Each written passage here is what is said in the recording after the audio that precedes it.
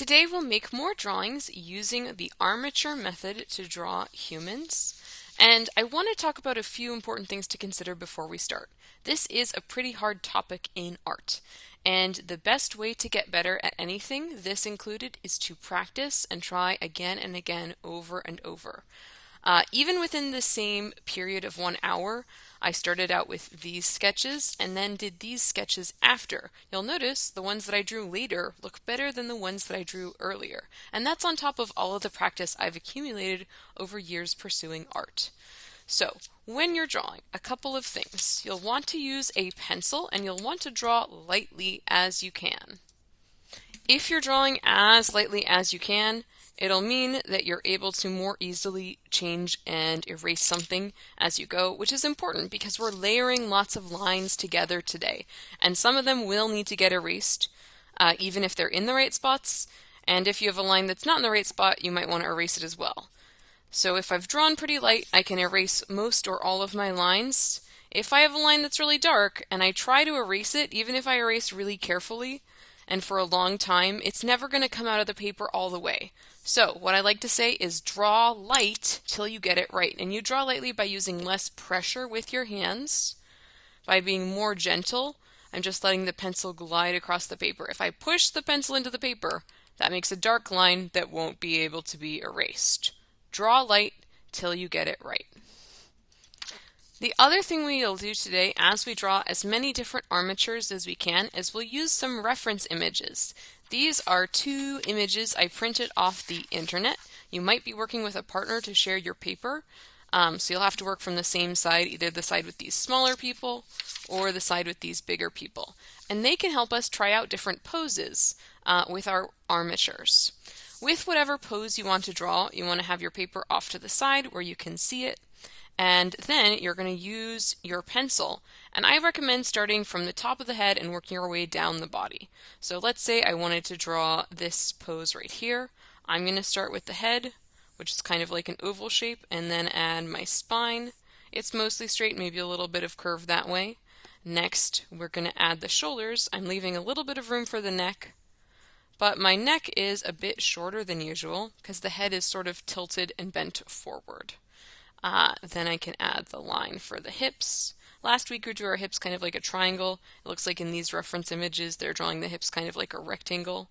There's no right or wrong way to do things in art oftentimes. It's all about practice and trying your best. I know that my lines are really hard to see on the camera because that's what happens when you draw the how light you should with the pencil. Just so you can see it, I'm going to trace what I have with the marker.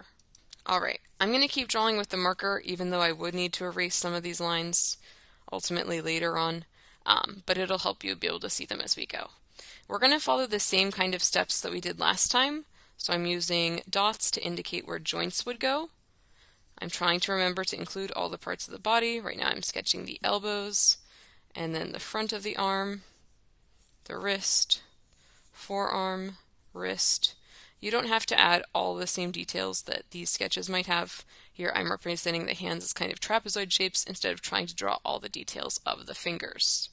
Alright, then from the hips we have part of our leg that's kind of perching up like this. Looks like this person's sitting on like something like a large rock.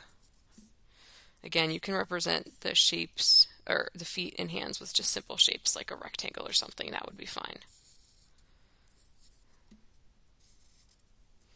Alright, so we have basically a wire form for our person, but now we need to give them some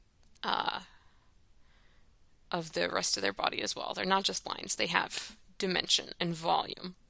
So I'm going to work on adding the neck, adding the chest. I could just connect like that.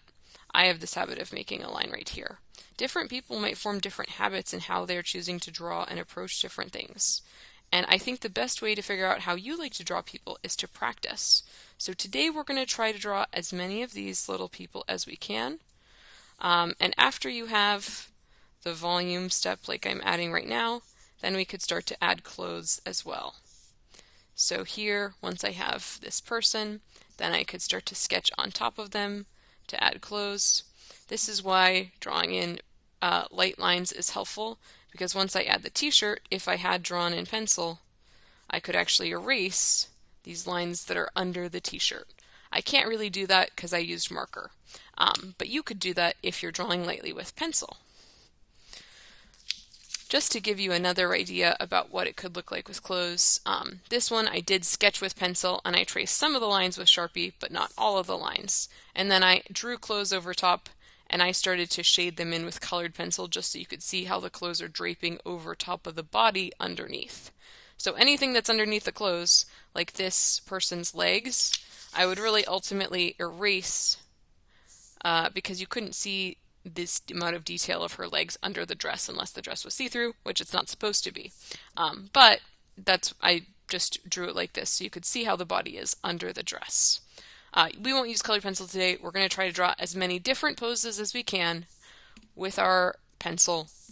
And it's okay to make mistakes. This is, for some of you, only the first day you've even tried to draw a person with proportion.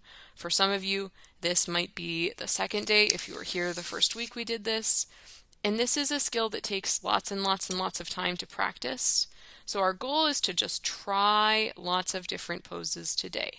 Again, it can be really helpful to use different reference images. So if I was looking at this picture and wanting to try to draw a person with their head on their hand, I like to start with the head and then the spine. Again, drawing in pencil is much, much easier than drawing in marker, but I know it's hard to see as I go. So I'm just looking at this. Some parts of the body might overlap. So here, the front of the forearm and the back of the forearm are almost lines that would be right on top of each other. So it can be kind of like a logic puzzle to figure out how you would represent that in your drawing. And it's okay if it's not perfect. Today is all about practicing and trying our best. Sometimes when it's just the lines, it looks a little bit funny, but once you start to add the volume and you can better see the shapes of the human form, then it can start to make more sense sometimes. Sometimes it may not. I think the best way, as always, to get better is to practice and to try our best as we go. I'm excited to see your progress.